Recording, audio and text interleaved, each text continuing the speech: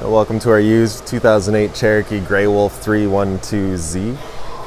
Starting in the back bumper here, if you just kind of reach in, pull that plug out of there, you're going to find your sewer hose. As you pull that out, just take note of those two ears and the adapter here. That's how I'll be hooking it up to your sewer system. And your sewer hose itself, once fully extended, is about 20 feet long. We're just keeping it stored in the bumper back here, just help keep any sort of stench out of the unit and keep things that little bit fresher for you. And then that cap just presses into place. In this corner, as well as in each corner of the trailer, you're going to find these stabilizer jacks here. What they're going to do is they're just going to run down, contact the ground, give it another turn or so, and that'll just firm it up. And that'll just get rid of any sort of bounce or sway that you see you get in the unit right now, and just keep things firm while you're out camping. Just around the corner from there, we've got your power port. So as you open that up, you're going to find that little notch in the bottom corner there. It's going to line up with this notch here. Just going to press those in, give it a little eighth turn, and that'll lock it down. And then you get the threaded collar in the back there to really lock it down.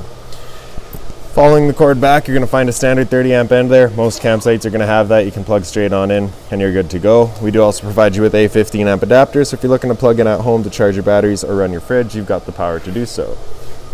Up from there, you're going to find your power inlet, so you're just going to kind of press on that cap. You can pull it out of there and you see it's got the same two ears that your sewer hose had. So that'll attach the same way, just pressing it on, giving it that turn, clicks into place, and there you have it.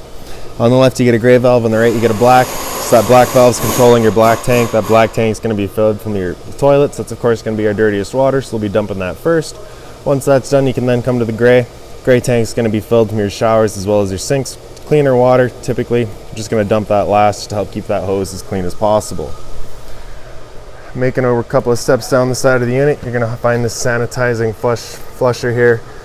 So basically, over time, you may notice that your black tank's still reading a third or 2/3, whatever it may be. Typically, is just some debris inside of that tank hanging between the probes causing that misread. So you're just going to take your water hose and plug it into there, open up the black valve and turn on the water, and that'll just flush out that tank, getting rid of any sort of debris that could be causing that issue. Down below there is your exterior shower, so you'll get a key just like this guy here. You can stick it on in, open her up. Standard 3-foot hose, hot and cold water, so if the dog's out getting muddy, you can spray him off where he gets inside. Then just lock that back down once we're done. Below that on the left here, you've got your city water connection. So your water hose is just going to plug into there, turn on the water, and that'll pressurize the lines throughout the unit. And right beside that's your fresh water inlet. So you're just going to take that cap and unscrew it from there, take your water hose and plug it in. It fills up your fresh water tank. The drain for that tank is right underneath the unit. You get a little gray cap back there. You're just going to unthread that, opens up, and it allows the tank to drain itself out. Towards the front of the unit, we've got a satellite dish hookup. So cable on the left, satellite on the right. Storage compartments here, so as you open that up, you get a little finger on the side there, holds it open for you. Inside of there, you're going to find a water hose. Inside of that water hose, you'll also find a park adapter. So your 30 amp short cord will go into there, 15 amp to your standard household outlet. So if you're looking to charge your batteries or run your fridge, you got the power to do so. This jack right here is just going to fit onto all of your stabilizers, so you can run them up and down.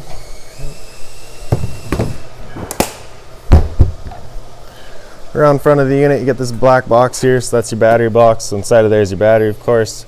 As long as you're plugged into that short cord in the back or your 7-pin in your tow vehicle, that battery's charging for you.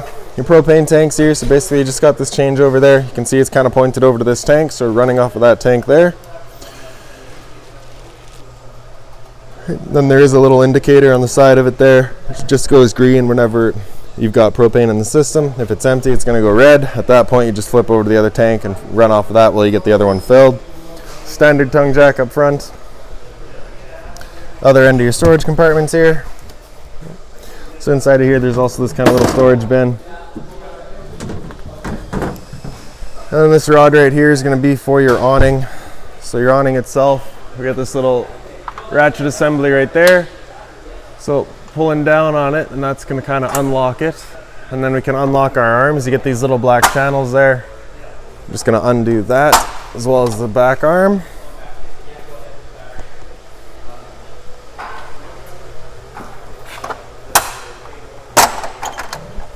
And then right in the middle, you're going to find this black strap. So you're going to grab that with your awning rod and pull down. Then you can see that brings your awning out. Now you'd of course just be going all the way out and setting up your awning. And real quickly, I'll just show you your rafters. So you have this sort of lock there. You're just going to pull that up towards you, and then you can extend your awning out. Whoa. So it does just have little pins that lock into place. So of course you just want to make sure those are locked in. And then you can see that's kind of going to be what changes the pitch of your awning. So once you have that opened up all the way, it makes much more of a dramatic difference, of course, but that's basically it. You get the same thing front and rear. Once you're done, just pulling that up, letting it come down and sit back down on its stopper. And then you're gonna grab the strap there, and that slider is gonna then get pushed up. Right, and then you'll see the awning now makes its way back in. When the awning is going back in, it is going back in with some force, so you just kind of want to guide it back in nicely, just so that it's not slamming against the side of the unit. And then with it in, you just want to make sure those locks are clicked back into place.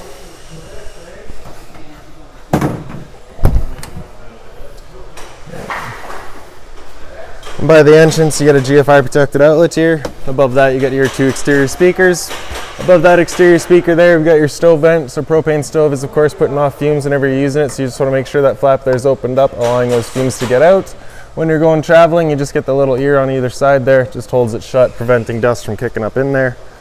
Below the speakers, your hot water tank. So you just get that little keyway there. You line that up and you can pop it on open. The control for turning it on with electricity is just a little switch down there. Fires it up with electricity.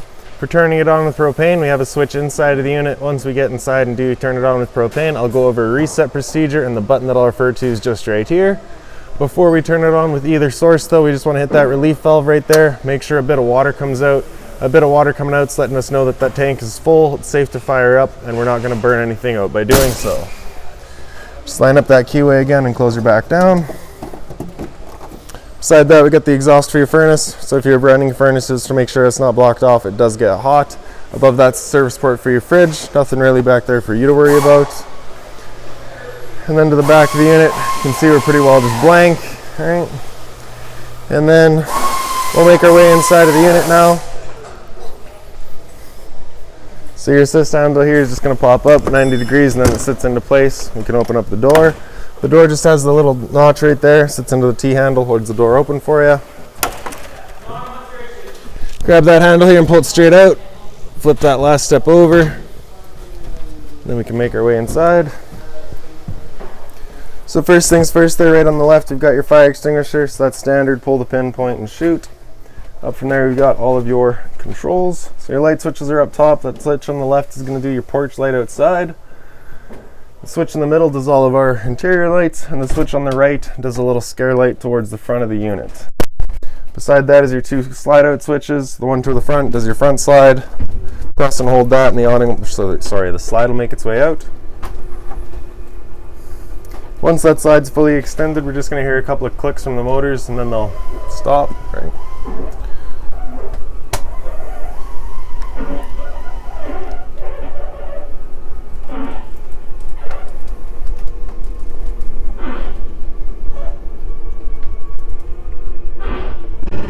There we go. Same thing for the slide out switch in the back. Same slide, once fully extended, you hear some clicks letting us know they've reached their stall.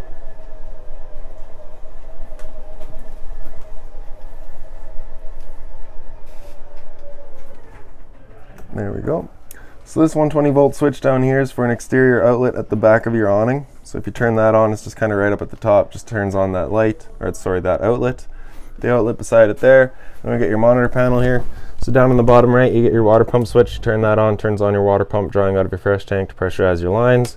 Beside that's your water heater. So turn that switch on, you get that little red light there letting you know the ignition sequence will start. Once that sequence is started, that light will go out. It'll try that 3 times. If after the 3rd try it hasn't fired up, that light's going to come on and it's going to stay on. At that point, you'll go and use that reset button that we'd shown you. So sat right here, you can hear the click of the igniter and the whir of the flame. We know that tank is good. Above that, we get your battery, so your monitor system really. So battery there, you can see we're currently C for charging. G would be good, F is fair, L is low. Your fresh tank, as you fill that up, you go to 1/3, 2/3 and full. Same idea for your black and your gray. So it'll shoot right there. If you open that up, it would be for like a little garbage. That would be accessible through right here. All right. Then your keys are also just right there. I'm going to leave them there for you. A little bit more storage up top is accessible from the other side. Inside of here, you're going to find this binder. That binder has all of your owner's manuals in it. Anything like that, you'll find right in there. Then right behind us, kind of your entertainment area. So again, just a bit more storage up top. Down below that, we get your cable and satellite outlet up top. Down below that's your antenna outlet. For turning that antenna on, just turn that button right there. Turns on your antenna. Beside it, you got all of your AV ports that are connected to your stereo. So those just have the little kind of see-through or the little gap in the back there to run all your wires through. Power button there on the side. Beyond that, I mean, really the whole thing's pretty straightforward. You got your mode down here so you can cycle through all of that. You have basically your DVD, your radio, and then the input 1 and 2. Speaker set A is your front set of speakers, speaker set B is your rear set, and speaker set C is your outside set. Pretty straightforward.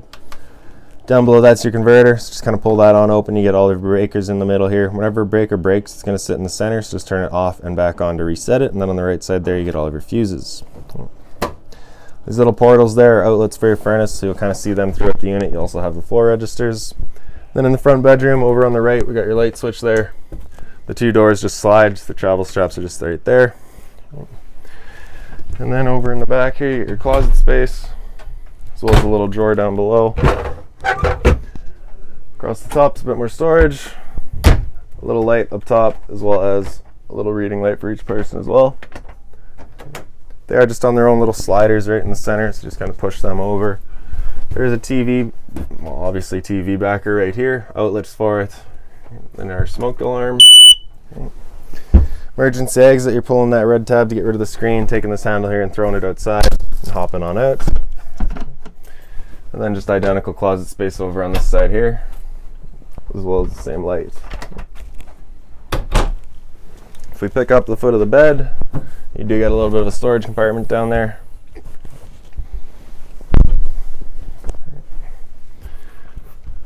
And then just in the slide out here real quick, so your lights again just on their own sliders there. Left a clock in here for you as well, some storage up top. Couch does fold down. If we pick up the base, folds on down, fold it back up, you just want to bring that back up with it, and there you go. And then in your dinette, light just on the side there, that light in the center just has this light kind of down on the bottom of its base. For the dinette here, if you just kind of wiggle the table up, you can get it up out of the legs. The legs, you'll just wiggle them out of the bases and lay them down. Then you see the little ledge on either side there. You'll take the table and lay it onto that and take the back cushions to fill in the center to create a bed. Above the dinettes, you do also have the little skylights there, the sliders. Then in the kitchen, this is that same storage compartment. So there's your binder again, the light up here. Toilet paper, the paper towel dispenser, as well as just some drawer space. Bit more storage down below the sink. And the sink itself just kind of have this little mobile head thing there, hot and cold water of course, with the single cover. Microwave here, it's pretty standard, just like home, not much I'm going to teach you there. Down below it's your range vent, so you get a light as well as your fan. So that's that fan that you want turned on with your stove running, just that we're evacuating our fumes. The stove cover just flips on back and then folds in half, sits in place. To fire the stove up, you're going to want to get yourself a longer lighter than this good old Bic, but you can still light it up. Just turn it over to light, hit it with the flame, and she fires right up. Turn it back off once we're done. Pick up that half, and there you go. For the oven, you're going to press in, turn it over to that pilot light, and then we can open it up. And then in the back, we got the pilot light for it. So there we go. I'll just mention real quick here, the first time you go to use your propane system, it does take a minute to fire up, especially if you've been away from the unit for a while. It's perfectly normal. It's just got to clear the air out of the lines. So with that pilot light going, you're holding the knob in for another couple seconds, and you can release, and it holds itself. Turn up to your desired temperature, and she'll fire right up. Once we're done, if we turn it down just to pilot, it'll hold just the pilot light for us. But if we're traveling, we just want to make sure it's right off. Right? Beside that, we got your fridge here. So up top, you get your controls with that button over flush, that's it turned off. With it close to flush, that's it turned on. The button on the right at flush is going to be on auto. Auto is first going to look for AC power. If AC power is taken away, it'll automatically flip over to gas. If you're out boondocking and you want it running solely on gas, just have that button come out. It'll fire up just on gas. Freezer up top and fridge down below. Right in the back corner there, you get that temp selection slider there. So as the sticker says, down is warmer, up is colder. Down below is just kind of the return air for your furnace. So you just want to make sure it's not blocked off. Any kind of pantry space here as well.